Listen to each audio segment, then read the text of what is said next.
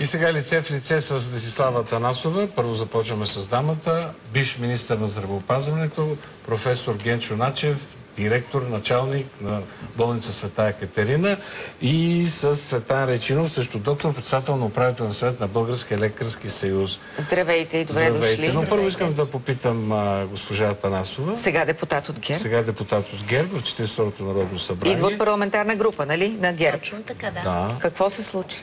Какво стана на парламентарната група? Искам да потвърдите това, което прочетохме преди малко тук като изявление на лидера на вашата партия Бойко Борисов. Утре каква ще бъде политиката на парламентарната група? Парламентарната ни група единодушно реши, че ще влезе в зала, но няма да се регистрира за участие в утрешното заседание, т.е. няма да подкрепяме правителство на Орешарски. Това е даже не много обмислено решение, защото от първия ден на 42-то Народно събрание заработи новата тройна коалиция, така че вероятно утре ще я видим отново. Ние винаги сме твърдяли, че сме ясна, конструктивна опозиция в 42-я парламент, след като не можахме да съставим правителство и то да бъде подкрепено. Вие не успитахте, между другото, върнахте си мандат. Да, върнахме го, защото нямахме подкрепа. Видяхме какво се случи в първия ден на работата на 42-я парламент. Тройна коалиция. Добре, това е тема, с която ще продължавам от тук нататък, още дълго ми се струва.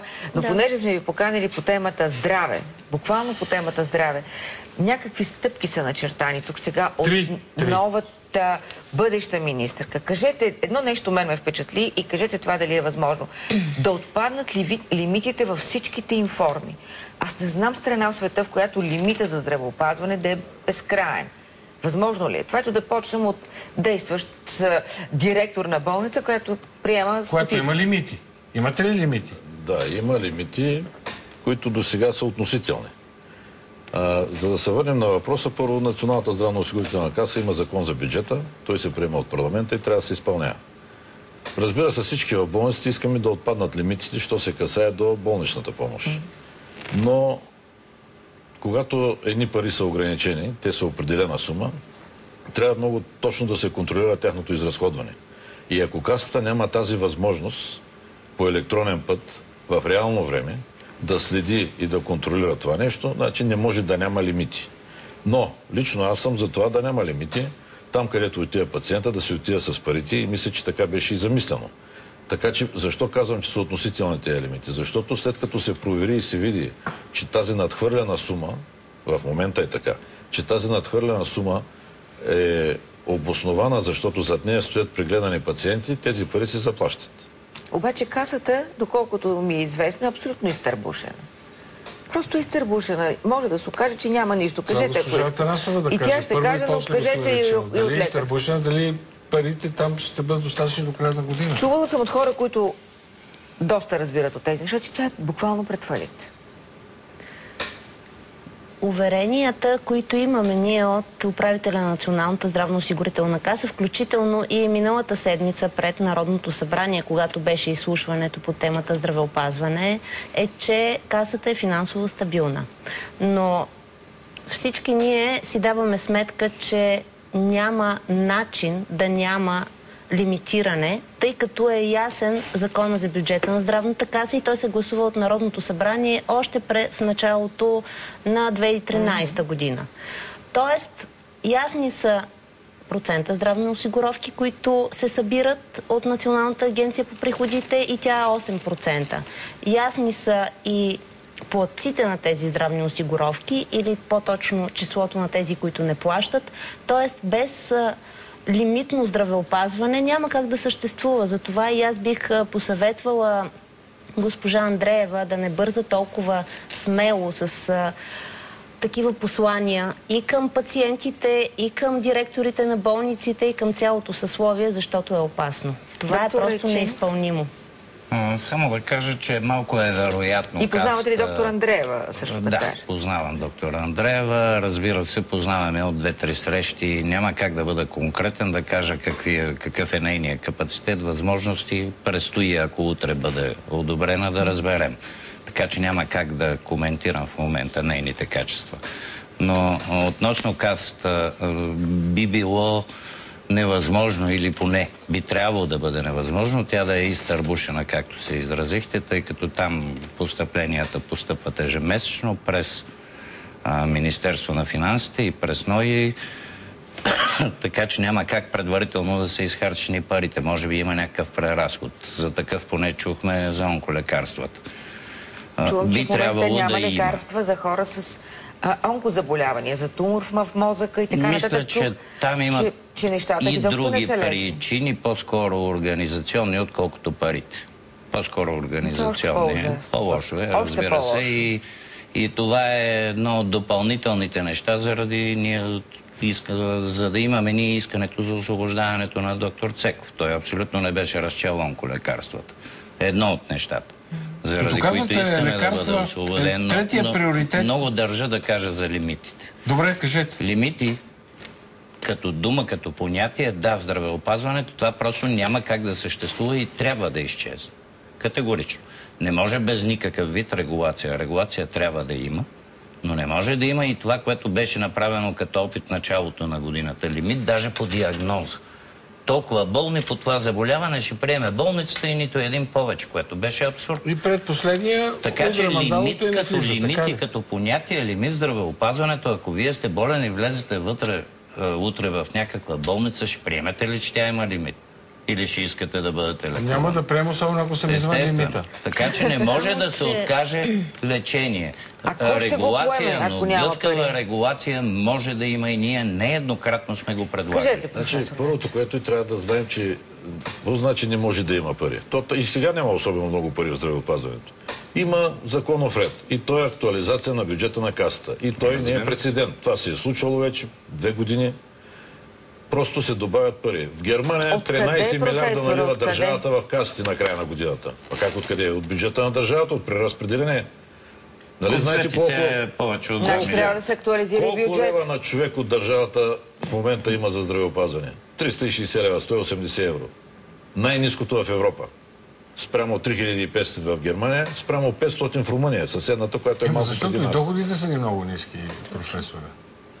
И това е функция, и това е съотношение просто на начина на живота, на стандарта на живота тази държава. Окей, веднага тогава вземем и друго, с което ще се съгласите с мен, понеже аз не съм съгласен с вас за доходите. Вие сте прав, че доходите са ниски, но това не определя за здравеопазването парите. 4,3% от брутния вътрешен продукт няма страна в Европа, която да отделя за здравеопазване. Значи от малката баница и постната пица, която имаме, цитирам един човек, на който не съм фен, парчето, което е за здравеопазване, е много малко. Тъничко. Много тъничко. Да. Значи обществото всъщност би трябвало да реши колко да е той, кое е приоритет. Дали е да купим 3 корвета, имам предвид за армията, да не прозвучи другаяче, или да отделим малко повече за здравеопазване. Ето, доктор Атанасова трябва да каже, защо не можете ли да се преборите за по-висок процент за здравеопазване? Вие знаете, че управлявахме в ситуация на изключителна икономическа криза. Не само в България, но и световна. Когато се разглеждаше бюджета за 2013 година, тук мисля, че сме единомислени, че това беше най-големия бюджет за здраве, гласуван до сега. Аз това съм чувала ГЕРБ да го твърдите. Най-големия бюджет, най-големия бюджет. Безспорно е така, без увеличена здравна осигуровка, най-големия бюджет за здравеопазване гласуван някога до сега. Оттам нататък трябва наистина да поговорим върху това как ефективно се разходват средствата. Може би тук следващото правителство трябва да обърне... А кой не ги изразходва ефективно? Ние за това говорим непрекъснато за ефективното изразходване на тези пари, които не са малко в интерес на истината, въпреки това, което казва професор. Точно в тази посока да говори по отношение на електронното здравеопазване, по отношение на ежедневното отчитане и така нататък, докато се формира един бюджет, който никога не е бил лимитиран, доктор Райчинов, защото от началото на годината включително сме имали много други спорове за това дали има лимит на 20-я пациент и 21-я ще бъде извън лечебното заведение или не. И до този момент никой не е върнат, на никой не е отказана хоспитализация. Отпадна категорично. Лимита отпадна заради натиска на лекарския съюз, а не заради доброто желание на някой. Добре, но отпадна. Слава Богу, към момента отпадна и да, малко по-добре са. Пациентите могат спокойно да разчитат, че ще бъдат прияти в дадено лечебно заведение. Продължават редица неуредици. особено в доболничната помощ. Орязване на средствата за изследвания и за прегледи. Предполагам, че те са отишли за онколекарства тези пари, като по липса на друг резерв, след като се върнаха 40 милиона над събрани вноски. Вие преди малко казахте дали е издане на Те 40 милиона тук непрекъснато сме ги коментирали. Нека да говорим истини, най-много пари за здравеопазване. Нека да ги погледнем като процент от брутния вътрешен продукт, като вноска и така нататък. Това е най-ниското в Европа. Така че колкото и да са относително като парична маса, да не говорим за 2 милиарда, ако бяха влезли в здравеопазване, какво здравеопазване щяхме да имаме.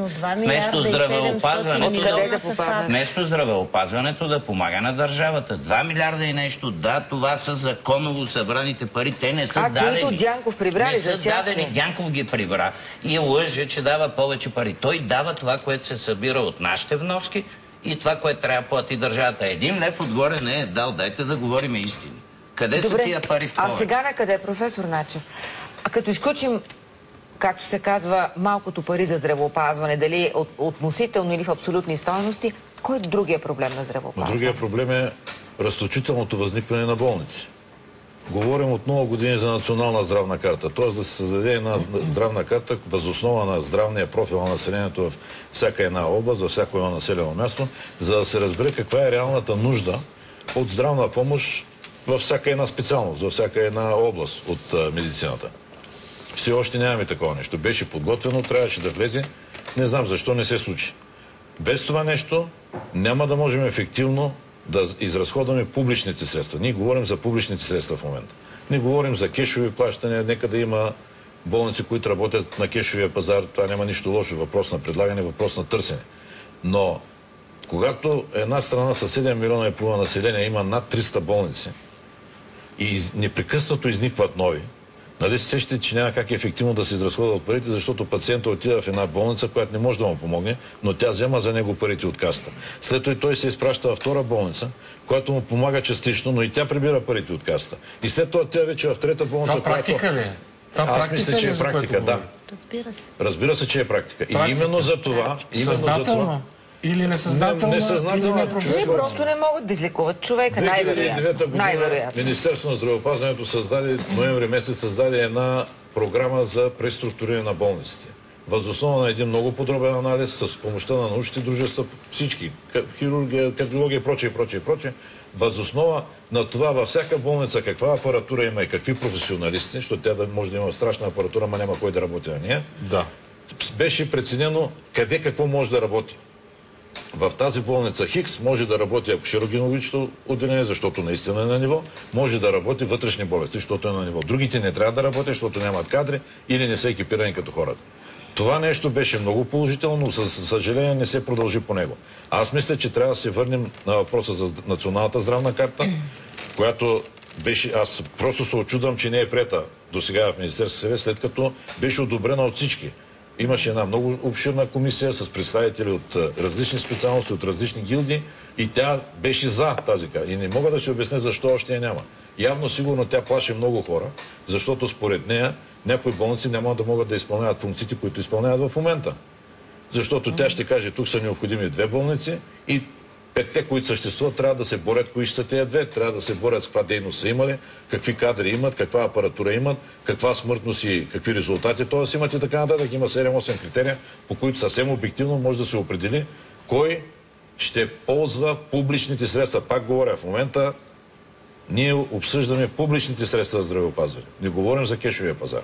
Добре, кой разреши толкова много болници да има в България над необходимостта? Няма закон да ги спре. В момента закона за лечебните заведения е именно в този вид, че само се прави искане от този, който разкрива лечебно заведение, собственик на лечебно заведение, ако отговаря на изискванията, веднага. Това е регистрационен режим. Наличие на апаратура, достатъчно медицински специалисти, 24 часа оказване на спешна помощ, се получава разрешение. Това трябва ли да се промени? За което говори професор Начев, аз съм абсолютно съгласна и дори моя подпис стои под предложението към Министерски съвет за тази национална здравна карта, която описва определените видове дейности и прави ефективна национална здравна карта. След като ние подадохме оставка, това не беше предвижено и служебният кабинет не го гласува. Може би сме към финала. Аз ще ви кажа един пример само по този повод.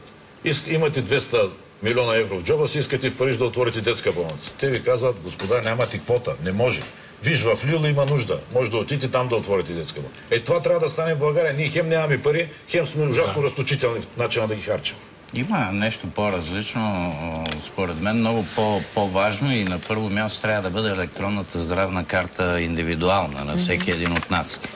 Защото тя ще даде реалния контрол върху системата и реалното време. Иначе хоспитализациите от близо 5 години насам са стационирани, движат се около една и съща цифра.